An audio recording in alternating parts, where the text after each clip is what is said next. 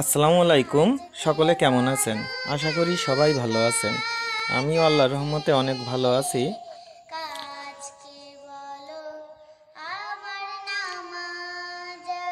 Viral একটা বিষয় নিয়ে শেয়ার করতে যাচ্ছি। বর্তমানে বাংলাদেশের এক স্থানে গুগল স্যাটেলাইটের সাহায্যে আল্লাহর নাম লেখা রয়েছে এমন একটা বিষয় হয়তো শুনতে পেয়েছেন। আসলে কথাটা কতটুকু সত্য, বিষয়টা সত্য কিনা নিজেরাই দেখতে পারবেন। বাংলাদেশ হচ্ছে গুজবের দেশ। তো আমিও প্রথম কনফিউজ ছিলাম, আসলে কথাটা সত্য নাকি মিথ্যা।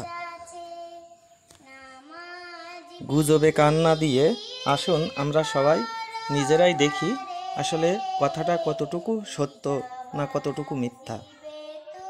আপনার স্মার্টফোনটি দিয়ে গুগল ম্যাপ ওপেন করুন। তারপরে নাফা খুম ওয়াটারফলস লিখে সার্চ দিন। নাফাকুম ওয়াটার ফলস সার্চ দেওয়ার পরে আপনারা ভিডিও চিত্রের মতো অনুসরণ করুন, তাহলে দেখতে পারবেন পবিত্র কোরআন ও হাদিসের বিভিন্ন বর্ণনা দ্বারাই মানুষের শ্রেষ্ঠত্ব সাব্যস্ত হয়েছে।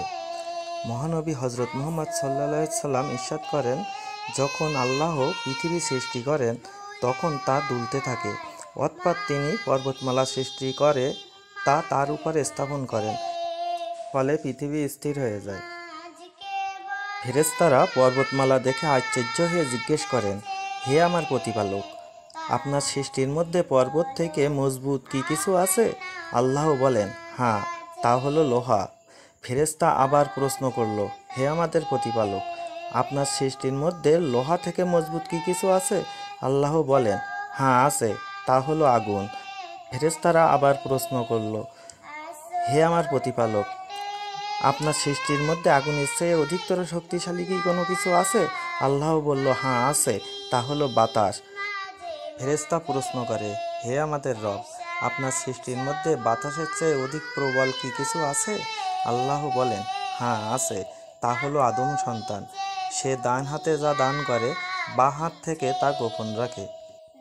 রাসূল সাল্লাল্লাহু আলাইহি ওয়াসাল্লাম বলেছেন, হে লোকেরা, তোমরা আল্লাহকে ভয় করো এবং জীবিকা নির্বাহের জন্য সংযমী হও। যতক্ষণ না সে তার সমস্ত বিধান লাভ না করে ততক্ষণ কেউ মারা যাবে না।